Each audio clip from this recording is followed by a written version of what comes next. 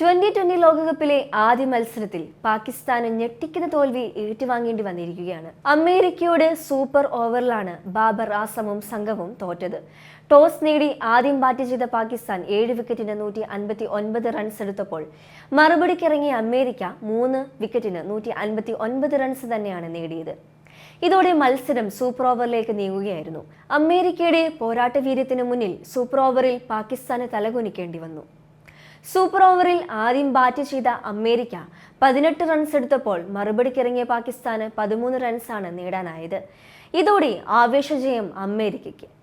ഇപ്പോഴിതാ വിജയത്തിന് പിന്നാലെ പാകിസ്ഥാൻ പേസ് ബൗളർ പന്തിൽ കൃത്രിമം കാട്ടിയെന്ന ആരോപണം ഉയർത്തിയിരിക്കുകയാണ് അമേരിക്കൻ ബൗളറായ റുസ്റ്റി തെറോൻ. പന്തിൽ റിവേഴ്സ് സ്വിംഗ് ലഭിക്കാൻ ഹാരിസ് റഊഫ് കൈനകം ഉപയോഗിച്ച് പന്തിന്റെ മുകൾ ഭാഗം ചുരണ്ടിയെന്നാണ് അമേരിക്കൻ ബൗളർ ആരോപിക്കുന്നത്. എക്സിലൂടെയാണ് അമേരിക്കൻ ബൗളർ ഇക്കാര്യം പങ്കുവച്ചത്. ICCയുടെ ശ്രദ്ധയിൽ ഇത് പെടണമെന്നും ചൂണ്ടിക്കാട്ടുന്നതാണ് അമേരിക്കൻ ബൗളറുടെ പോസ്റ്റ്. എന്നാൽ ഇത് തെളിയിക്കുന്ന വീഡിയോയൊന്നും ലഭ്യമായിട്ടില്ല. പക്ഷേ അമേരിക്കൻ ബൗളറുടെ ആരോപണം ഇതിനോടകം വലിയ ചർച്ചയായിട്ടുണ്ട്. പാകിസ്ഥാന്റെ ബൗളർമാർക്ക് പ്രതീക്ഷിച്ച പ്രകടനം കാഴ്ചവെക്കാനായിരുന്നില്ല. അമേരിക്കയ്ക്കെതിരെ 4 പ്രധാന പേസർമാരുമായാണ് പാകിസ്ഥാൻ കളിച്ചത്. എന്നിട്ടും കാര്യമായ ഇമ്പാക്റ്റ് സൃഷ്ടിക്കാനോ വിജയം നേടിയെടുക്കാനോ സാധിച്ചില്ല. തോൽവിയിലേക്ക് പോകുമെന്ന് തോന്നിയപ്പോൾ റഊഫ് ഇത്തരമൊരു ശ്രമം നടത്തിയിട്ടുണ്ടാവാമെന്നാണ് ആരാധകരും അഭിപ്രായപ്പെടുന്നത്.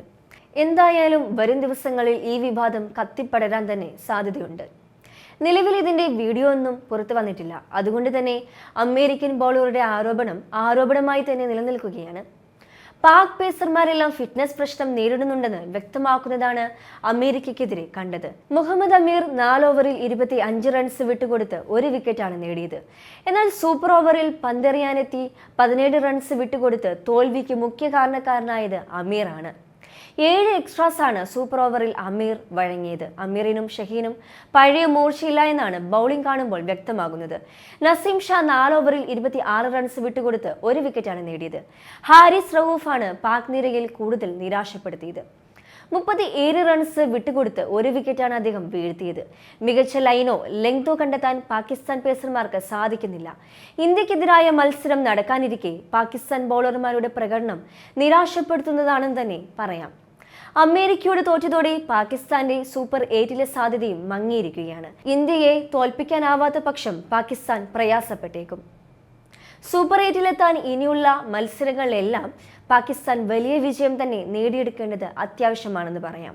എന്നാൽ നിലവിലെ ബാറ്റിംഗ് നിരയുടെയും ബൗളിംഗ് നിരയുടെയും പ്രകടനം വിലയിരുത്തുമ്പോൾ പാകിസ്ഥാന് വിജയം നേടുക പ്രയാസമാണെന്ന് തന്നെ പറയാം.